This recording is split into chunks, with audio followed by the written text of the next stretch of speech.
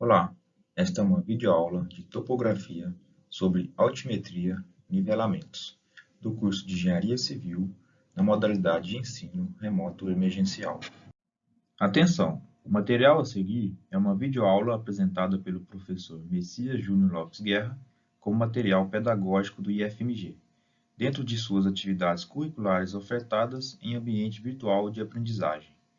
Seu uso, cópia e/ou divulgação em parte ou no todo, por quaisquer meios existentes ou que vierem a ser desenvolvidos, somente poderá ser feito mediante autorização expressa deste docente e do IFMG.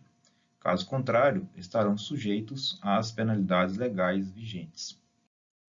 A altimetria é a parte da topografia que se encarrega dos métodos e instrumentos topográficos empregados no estudo e na representação do relevo de um terreno, com as medidas efetuadas sendo consideradas em um plano vertical, obtendo essas distâncias verticais, que são as diferenças de nível que vamos chamar.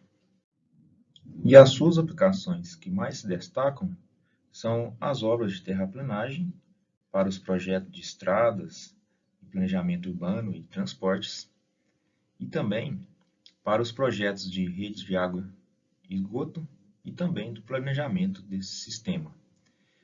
Bem como ele é muito utilizado na construção na área de mineração. Em nivelamentos, consideramos três superfícies básicas de referência de nível, sendo elas a superfície do terreno, a superfície do geóide e a superfície do elipsoide. A superfície do terreno é aquela onde são realizadas as operações topográficas, que no nosso caso aqui vai ser o nivelamento. Já a superfície do geóide é aquela definida com a figura que representa a melhor forma da Terra, e ela é obtida por meio do prolongamento dos oceanos. E a do elipsoide é aquela que, com possibilidade de um tratamento matemático para se aproximar do geóide. Daí, podemos definir a vertical do lugar, que é esta linha que passa por um ponto que a gente vai trabalhar no terreno e que está em direção ao centro da Terra e que é normal a superfície representada pelo geóide. Então, ela faz 90 graus com o geóide. E ela é materializada com um fio do prumo neste ponto. Já normal ao elipsoide, é essa linha reta e perpendicular à superfície do elipsoide, como o próprio nome diz, e que possui um desvio em relação à vertical do lugar, esse ângulozinho I. Podemos definir também a distância entre o elipsoide e o geóide, que é essa distância entre os pontos P e Q, e que vamos chamar de altura geoidal, denominado de N, que está ao longo da medida dessa reta normal. E a distância entre o elipsoide e o terreno, que vamos chamar de altura elipsoidal, que é este Hzinho, está também na normal entre os pontos T e o Q. E a distância entre o geóide e a superfície do terreno que vamos trabalhar, que é este ponto T, que é medida ao longo da linha de prumo, que é a vertical do lugar, vai ser a altura ortométrica que é dado por este Hzão, entre os pontos T e o P', que pode ser obtida pelo transporte de altitudes considerando um nivelamento geométrico, por exemplo. Diante disso, por aproximação, podemos escrever que a altura elipsoidal, Hzinho, é semelhante à soma entre a altura geoidal, N, mais essa altura ortométrica, Hzão. E se considerarmos que o desvio vertical, que é esse Izinho aqui, possa ser nulo, daí temos que essa semelhança se torna uma igualdade. Se considerarmos essa superfície geoidal como uma superfície de referência, que é uma superfície para tomarmos medidas por comparação, dois pontos estarão no mesmo nível se suas alturas ortométricas, H1, forem iguais. Diante disso, por exemplo, as diferenças de nível entre os pontos A e B vão ser igual entre os pontos A e C e os pontos B e C, já que essas alturas ortométricas vão ser iguais. Quando relacionamos essa superfície de referência de comparação ao geóide, ela é denominada de superfície de referência ideal ou verdadeira. Nos trabalhos de campo da topografia, que vocês possivelmente poderão vir a executar, geralmente a materialização da superfície de referência verdadeira vai ser substituída pela superfície chamada de superfície de referência aparente. E essa corresponde a um plano paralelo e tangente à superfície verdadeira.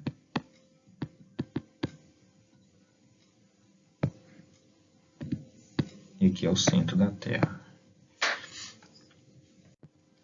E na prática, essa superfície aparente ela é materializada pelo plano horizontal divisada que realizamos nos instrumentos de nivelamento. E com essa altura entre elas sendo arbitradas por nós. Com a definição dessas superfícies de referência de nível, podemos cometer um erro que é o chamado de nível aparente, que é uma combinação do erro de esfericidade e de refração. O erro de esfericidade é aquele que podemos cometer ao substituir a superfície de nível verdadeira pela superfície de nível aparente. E ele pode ser dado por essa expressão, onde R é o erro de superfície de esfericidade, dado em metros, o D é a distância entre os pontos que vamos trabalhar, e R vai ser o raio da Terra. Por exemplo, se tomarmos a distância entre dois pontos em um terreno igual a 1.000 metros, sabendo que o raio da Terra é de 6.367 quilômetros, temos que o erro de esfericidade vai ser de 0,078 metros. Ao fazermos uma visada de um ponto a outro, em uma superfície do terreno, o raio luminoso segue uma trajetória curva em vez de uma linha reta. Então, tem esse efeito de refração. Isso quando atravessa as diversas camadas atmosféricas, onde possui uma densidade maior à medida que fica mais próximo ao nível do mar. Este é o erro de refração que podemos definir por esta equação, onde R agora é o erro de refração, também dado em metros. O D é a distância entre os pontos que vamos trabalhar, e R é o raio da Terra. Diante disso, o erro de nível aparente pode ser dado por essa expressão. E aqui vocês podem observar, neste quadro, este erro em função da distância entre os pontos trabalhados, sabendo o valor do raio da Terra, que é de 6.367 quilômetros. Em situações práticas de nivelamento, este erro é considerado desprezível quando inferior a 1 milímetro. Portanto, para distâncias menores que 120 metros.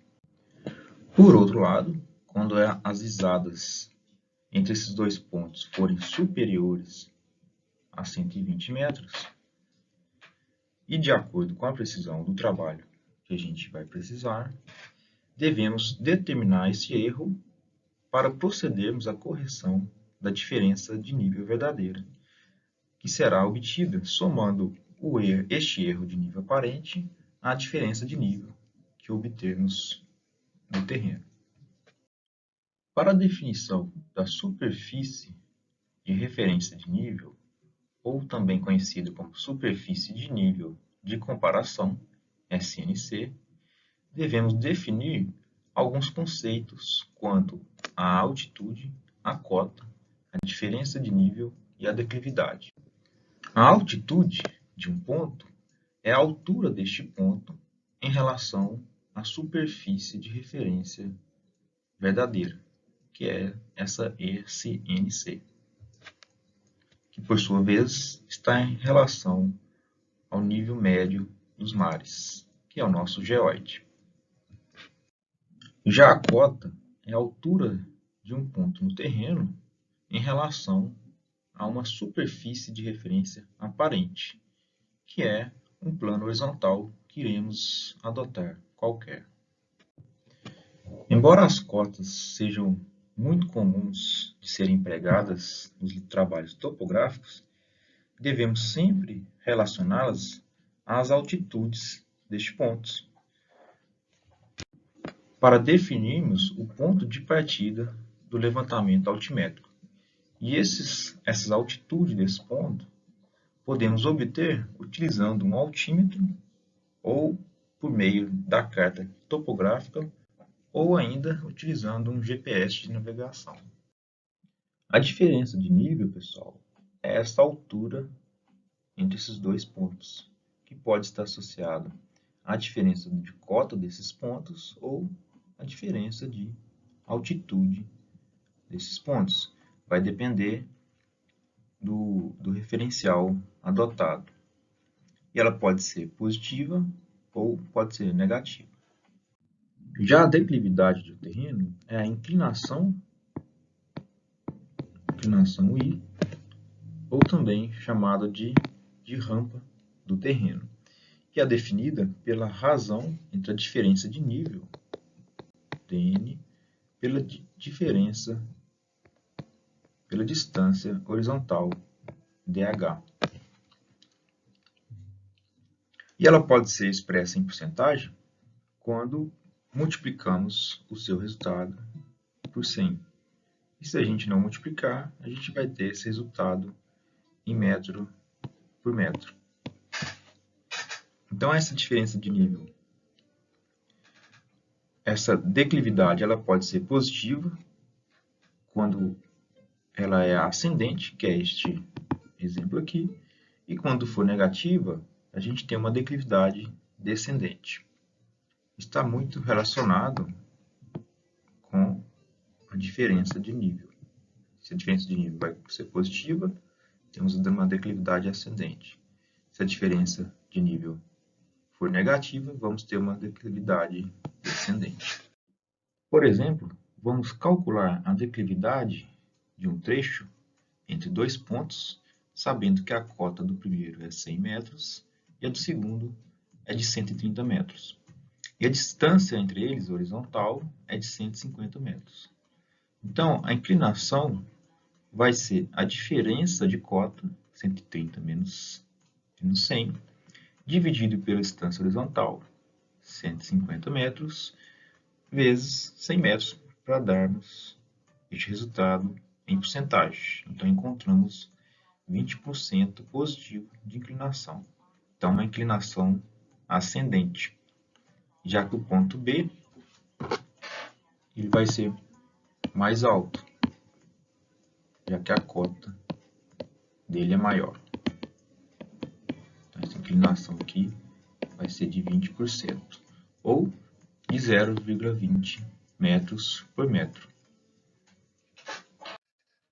E se quisermos saber agora a cota de um ponto a partir dos dados seguintes, sabendo que a cota do primeiro, ponto A, é de 95,230 metros, a distância horizontal entre eles vai ser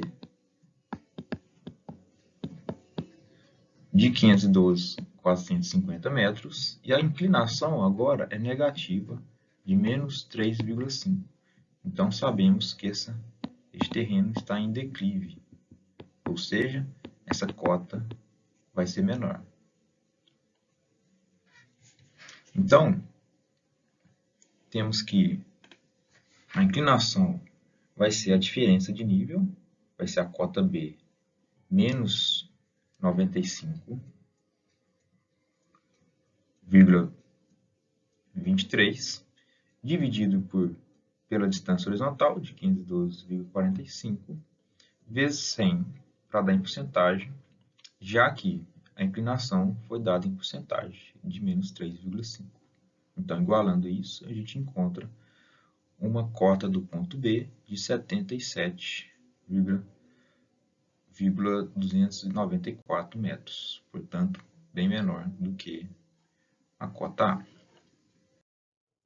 Sabendo que as obras de engenharia geralmente não se apoiam diretamente na superfície natural de um terreno, o uso e o cálculo dessas declividades para os seus projetos é de fundamental importância.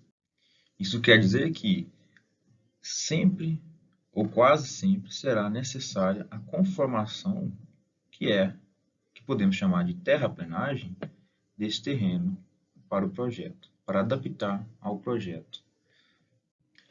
E essa conformação que possui umas declividades constantes chamamos de grade ou também de rampa de projeto. Esse grade é essa linha que acompanha o perfil do terreno com uma inclinação e que ela poderá indicar em quais locais do terreno o solo deverá ser cortado ou deverá ser aterrado, conforme vocês podem observar nessa legenda. E aí, isso servirá para adequar a superfície do terreno ao projeto de determinada obra. Por exemplo, a declividade deste grade ascendente vai ser a cota do ponto mais alto menos a cota do ponto mais baixo dividido pela distância horizontal vezes 100. Como vocês podem observar aqui, a cota do ponto mais alto, 114, e a cota do ponto menos a cota do ponto mais baixo, de 98, dividido por 240, que é a distância horizontal. Então, encontramos uma declividade positiva, portanto, já que é ascendente, de 6,67%. Já a declividade descendente vai ser a cota do ponto mais baixo menos a cota do ponto mais alto, ou sempre a cota posterior menos a cota anterior, dividido pela distância horizontal, que neste caso vai ser 500 menos 240. Daí, multiplicando por 100, encontramos uma declividade negativa, por ser descendente, de menos de 6,15%.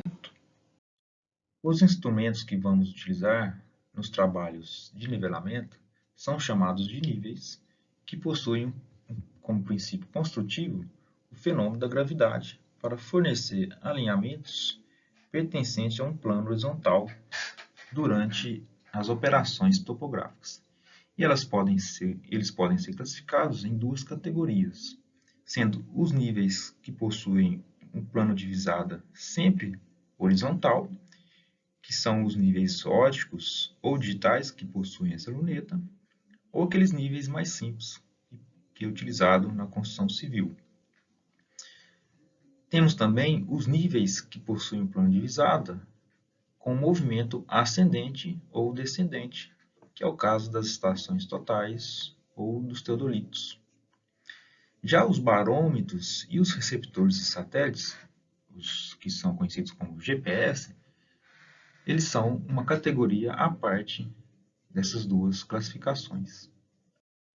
Os níveis, ao serem girados em torno de seu eixo vertical, devidamente ajustados, descrevem sempre um plano de visada horizontal com o auxílio de níveis de bolha no seu equipamento. Uma outra opção, ao invés de usarmos esses equipamentos de níveis para descrevermos esse plano de visada horizontal, podemos utilizar como o equilíbrio dos líquidos nos vasos comunicantes, que são aquelas mangueiras que são bastante encontrados nas construções civis. Os níveis adotados para a obtenção no plano de visada com inclinação, inicialmente materializam-se um plano horizontal por meio de níveis de bolha, esféricos ou tubular, que é o caso deste aqui, e em seguida, esses equipamentos permitem o afastamento do plano de visada, utilizando uma espécie de transferidor, em relação à sua horizontal, possibilitando com isso medir os ângulos verticais, que é a inclinação. Dentre esses equipamentos, podemos citar os clinômetros, sendo eles analógicos, utilizando esse transferidor que eu mencionei, ou os digitais, que possuem esse display que dá a inclinação de uma superfície. Esses equipamentos possuem de baixa a média precisão e são próprios para levantamentos sem obstáculos na visada. Outros equipamentos que podem ser utilizados como níveis para definirmos este plano de visada com inclinação e, consequentemente, definirmos a diferença de nível entre dois pontos, podem ser os teodolitos, que utilizam a técnica de nivelamento taqueométrico, utilizando os fios estadimétricos que possui na sua luneta, e as estações totais, que utilizam a técnica de nivelamento trigonométrico, técnicas essas que eu vou explicar para vocês daqui a pouco. Outros instrumentos que podemos utilizar nos nivelamentos são os barômetros e os altímetros, que são equipamentos para medir a variação de pressão atmosférica que se relacionam com as variações de altitude. E eles possuem de baixa a média precisão, podendo ser avaliado diferenças de nível da ordem de 1 metro, dependendo do modelo a ser utilizado. Podemos utilizar também nos nivelamentos os GPS, que são equipamentos que permitem obter a altitude geométrica dos pontos que estamos trabalhando no levantamento, e eles referem-se aos sistemas de navegação via satélites, e são classificados em função da frequência observável pela precisão, como receptores de navegação, topográficos e geodésicos. Os nivelamentos topográficos são operações de determinação da diferença de nível entre dois ou mais pontos do terreno.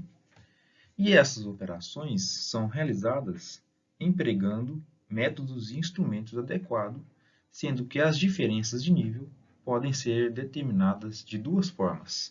Primeiro, de forma direta, utilizando instrumentos de medição chamados níveis, que são aqueles equipamentos que possuem um giro apenas em relação ao eixo vertical. E também podemos fazer esse nivelamento topográfico de forma indireta, por meio de visadas com base em resoluções trigonométricas, que são aqueles nivelamentos utilizando as estações totais e os teodolitos. Também podemos, de forma indiretamente, fazer esse levantamento pelo princípio barométrico ou ainda utilizando um rastreio via satélite, por meio dos GPS. Ainda, em decorrência da natureza e do processo de medição utilizado na determinação das cotas e das altitudes, os nivelamentos topográficos podem ser classificados em goniométricos, trigonométricos, taquiométricos, barométricos e aqueles por receptores de satélites, que é o uso dos GPS, sendo os três primeiros os que vamos estudar aqui neste curso. Nesses nivelamentos mencionados de uma determinada área, por exemplo, destinada à execução de projetos de vias públicas e urbanas, é inicialmente realizado a implantação dos pontos de referência de nível, chamados de RN, que são demarcações utilizando marcos de concreto ou pinos metálicos ou apenas estacas cravadas na área de trabalho, que devem ser conhecidas as cotas e a altitude daquele ponto. A NBR 3133 de 94, que você já conhece, que é aquela norma de execução de levantamentos topográficos, classifica os equipamentos de nivelamento quanto à precisão e são classificados em 4 classes. De acordo com a sua precisão, observem que, à medida que a classe vai aumentando, a precisão vai se tornando mais alta. Além disso, essa mesma norma classifica os diversos métodos de levantamento, mencionando a metodologia a ser empregada, o seu desenvolvimento e as respectivas tolerâncias de fechamento. Então, aqui eu deixei apenas um resumo para vocês verem essas diferenças, onde o K da tolerância é a extensão nivelada em quilômetros, medida num único sentido. Dentre os métodos de nivelamento, vamos começar estudando o trigonométrico, que é a mesma técnica utilizada pela estação total, utilizando o seu prisma, para o levantamento dos pontos cotados em um terreno. Este método possui como precisão da ordem de centímetros para as diferenças de níveis levantadas desses pontos, e é a técnica mais empregada nas práticas topográficas por permitir uma certa produtividade, já que com a estação total locada em um ponto, você já faz o levantamento planimétrico, que é a medição dos ângulos para a definição dos pontos, e com essa mesma estação você faz o levantamento altimétrico, que é a medição das diferenças de níveis desses pontos. Daí resultando nessa alta produtividade que está associada à precisão para a construção de uma planta topográfica. Para a medição dos ângulos verticais e, consequentemente, do desnível do terreno, são obtidos, além das estações totais, outros tipos de goniômetros, que são o teodolito ou o clinômetro, conforme mencionei para vocês anteriormente. E já para as distâncias horizontais, podemos utilizar os processos diretos, que são utilizando as trenas, ou utilizando o processo indireto, que é a realização dessa mensuração da medida horizontal, utilizando os fios estadimétricos de um teodolito, por exemplo. Neste tipo de nivelamento, utilizando a estação total em um ponto e o prisma no outro ponto, para descobrirmos a diferença de nível, dn, basta a gente calcular a tangente do ângulo de inclinação, que é dado pela diferença, pela distância vertical dv, sobre a distância horizontal. Ou também calculando a tangente do ângulo zenital, que é o inverso dessa relação.